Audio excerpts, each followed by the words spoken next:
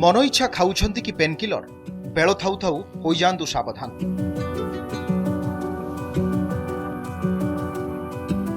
शरीर अच्छी तो रोग भी अच्छी, हेले किसी शारीरिक जंत्रणा सहिबा एते असह्य हुए जे आमे एथिरु मुक्ति पाइबा पई पेनकिलर खाई थाउ, किंतु यह शरीर पई केते क्षतिकारक आपण जानते कि? आजिकाली द्रुत जीवनशैली मध्यरे दौड़ुछि जीवन। समस्ते चाहती जे जंत्रणा किछि मिनिट मध्यरे दूर हो जाऊ। ता मुंडबिंधा हेउ कि मासिक ऋतुस्राव क्राम्प हेउ किंबा थकापण हेतु मांसपेशी बिंधा, चिंता नकरी जंत्रणा निवारक बटिका खाइबा आमर एक अभ्यास रे परिणत हो गलानी। हुए तो आपण मध्य भाबुथिबे जे एक छोट बटिका कोन बा क्षति करि पारे, किंतु आपण केबे भाबिछंती कि एही छोट जंत्रणारु आराम देउथिबा बटिका धीरे धीरे आपणकर लिवर एवं किडनी उपरे केते प्रभाव पकाई थाए। अनेक लोक दिनकू 2-3 थर लेखाएं पेनकिलर बटिका खांती। यार प्रभाव केते गंभीर और मारात्मक होई पारे ताहा जानि रखंतु।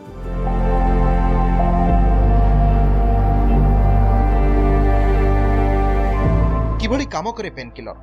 पारासिटामोल, आइब्रुफोफेन, डाइक्लोफेनाक प्रभृति पेनकिलर शरीर रे प्रोस्टाग्लैंडिन नामक एक रासायनिक पदार्थर उत्पादन को अवरोध करे, जहाँ जंत्रणा कम करिथाए। ए रासायनिक पदार्थ गुड़िक जंत्रणा अनुभव कराए, तेणु जेतेबेले एगुड़िक स्तर ह्रास पाए आमे आराम पाई थाउ। पेनकिलर सिना संगे संगे जंत्रणा को कम कराए, किंतु यहाकू सबुबेले खाइबा ठीक नुहे, कारण यह सेवन द्वारा आमको जेतिकी आराम मिले यह सेतिकी साइड इफेक्ट बा पार्श्व प्रतिक्रिया भी रही। तेबे आसंतु जानिबा अधिक पेनकिलर खाइले कौन हुए।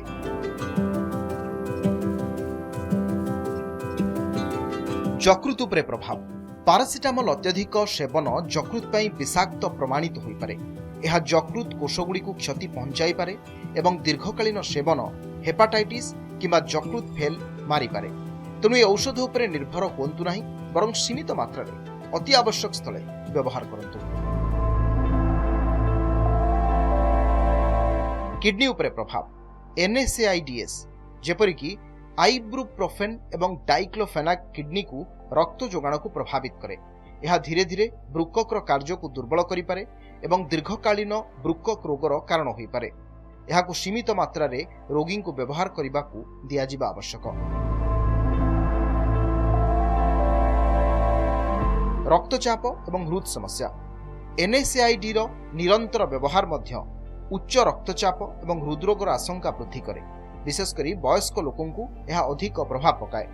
अनेक डाक्तरों मतरे औषधर प्रतिक्रिया रोगी उपरे निर्भर करे, किंतु प्रकृत समस्या हेउछि एहार मात्राधिक व्यवहार।